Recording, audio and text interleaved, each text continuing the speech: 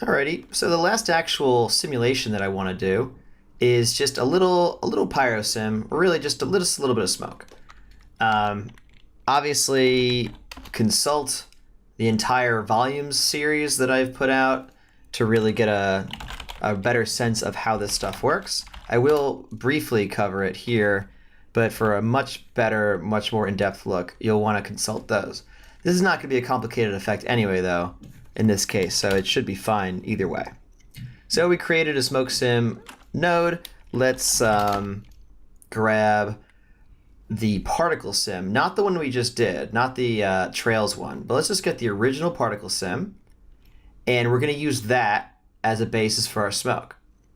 So I'll say this particle main sim out, which is this crazy thing, and we'll use this. We're not going to use the high res one as the basis. This is mostly what we want to make smoke really more or less in the same velocity and speed and shaped explosion manner that we already have here. So I'll just say get particles, and kind of like with the rigids to trail particle sim we just did, we want to kind of look at these incoming particles and say what kind of criteria are we going to apply to this to get the area where we want to apply our smoke sim. So once again, we're going to use a density attribute. This will literally become the density of the fog density volume that we feed into the simulation. So one of the main things I want to base this off of is age. The particles know how old they are. It starts at 0 and it goes up. It's not relative to what the lifespan of the particle is. It's just simply the number of seconds this particle has been alive. So the density should start high and then taper off. The exact amount, though, is something that we'll have to figure out. So let's use a fit, where we say, take this as the input, and then going from some minimum age, which again we'll just fill in ourselves, to some maximum age, remap that, where at the minimum age it's fully dense, and at the maximum age it's disappeared. So we can click the thing here. So we'll be able to set the minimum age, the maximum age. I mean, the minimum is probably going to be 0. The maximum is going to be something else. Because at age 0, we want it to be fully dense. Now we can also, if we choose, it might be nice to have a ramp where we can fit in. Well, actually we have to name it first. I'll say ramp age. And we'll put in the density we just calculated, which will be, again, from 0 to 1. So between those two things, and now we have this ramp, we start to shape what we have going on here.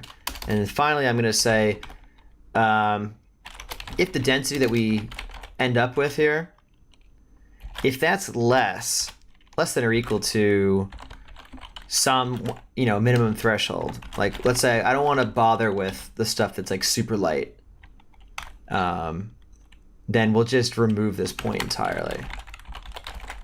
Remove point, forgot a comma. So I hope that makes sense. So let's see, so we started with, let's find something here. So here's like an explosion. Here's old particles, new particles. So here we are. Let's figure out a way to come upon this. And actually, I might even just say, let's just visualize it. Let's just make the color be the density. So right now, everything apparently has a density of 1. Now, as I start to raise this, that's no longer the case. Now, you can see,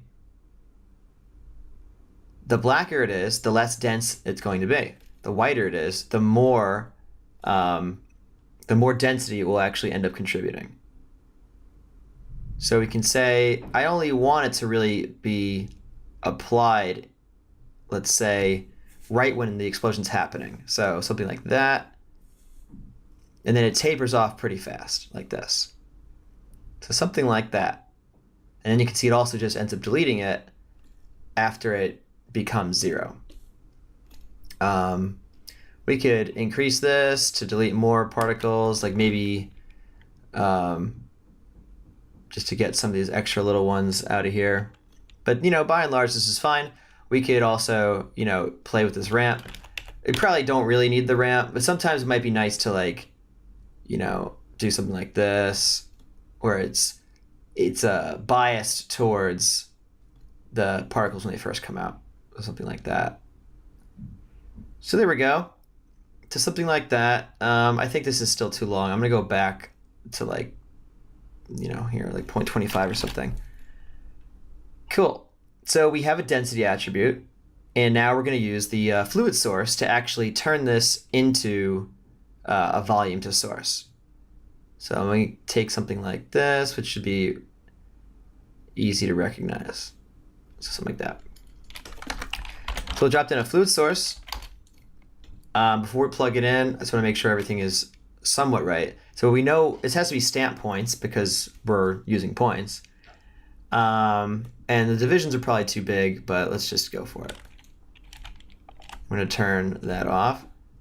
So I'm going to turn this off to get rid of the background. So this is what we have. Kind of hard to see. I'm gonna up the scale to 4. Maybe I will put the light back on. Now we can kind of see the shadowing a little bit. So the division size, like I said, is it's too big. So let's go to like half that. I'm also going to turn off the velocity volumes for a minute. It's still pretty like coarse. Like you can see, this is the kind of shapes that we should be seeing, and this is like being very coarse. And that's because the stamp points, the sample distance is like super big right now. So if we did like half of that, or maybe even half of that, now it's more, you can see, tight to these values, to the actual where the points are. I mean, the division size could probably go even smaller than that. How big is this? If I middle click and hold, I can see these are pretty coarse volumes here. I might go down to 0.02. I mean, that's probably fine.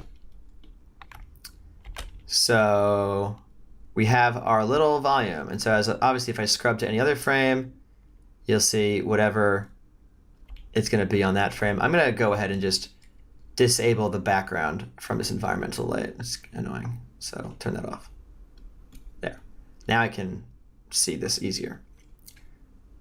Great. So that's the volume that we're going to add into our sim every frame. What else can we do with this? Whenever you're working with fluid sims, smoke sims and whatnot, we're often going to want to add noise to it. So I would say, like, let's turn on the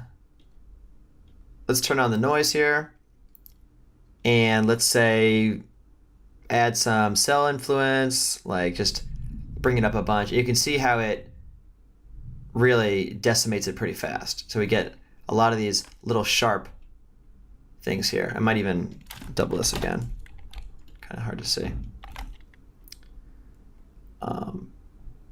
Well, I'm going to go back to this for now. I'm going to go back to 4. What we can also do is volume visualization on here and just say, like, make it look a lot denser. This way, it's not actually, the values themselves that are going to go into the sim are not different. It just is easier to see with the volume visualization. So going back to this, you can see the more of the cell influence we add, the more interesting it tends to look. Again, for more information about this, consult the volume lessons. But I would say that, at least as far as the turbulence settings go, we want more turbulence. We're going to want to have like remember those 0.1s from before? This is finally where that's going to start to pay off. These kinds of notions to like get detail of these magnitudes there.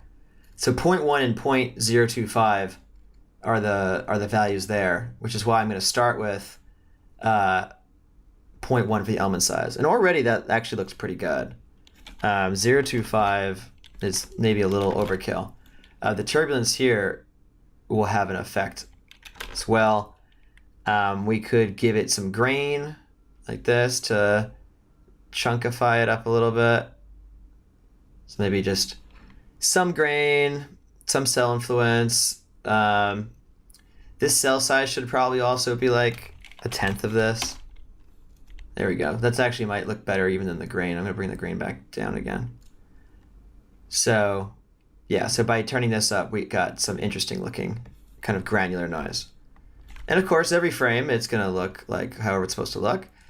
So by starting with an interesting looking source, we'll get an interesting looking sim. It will be a subtle effect, granted, but we're putting our best foot forward with this kind of thing by starting with a nice input. So going over to the velocity, it's so dense right now, we don't really need it to be that dense. We can make the division size easily be twice as large, like meaning twice as coarse, really, than the other thing. I don't know. I kind of feel like I should turn that grain back on. What do you think? I'm going to go back here for a minute. What if we turn that grain up? I don't know. We're probably not going to notice the difference. But now I know that there's some grain in there, and you know, and that's what matters. So going back to velocities again, curl noise is nice. We add curl noise in to get, this extra layer of kind of craziness. That'll just add a little extra something into the sim. The swirl size here, again, should probably be much lower, like 0.1. That we could play with forever. I'm not really gonna bother with that right now, but that's probably fine. So you can see how it's inheriting the velocity, especially seen when this is not on. It's sampling the velocity from those points, and then this is adding this extra layer of craziness on top of that, and that's good enough for now. So let's, that's a Unix node. Let's start with that and see what that gets us. Okay, and before we go here, the velocity definitely could benefit from a little bit more grain. You can see this, it's actually a little bit regular, and it gets much crazier even with a little bit of grain on this. So yeah, that's all. And I think I finally made up my mind to not have grain that much over here. We already got it from the cellular stuff. Anyway, none of that matters. So I'm going to turn off the visualization because it's kind of hard to see with it on. And there you have it.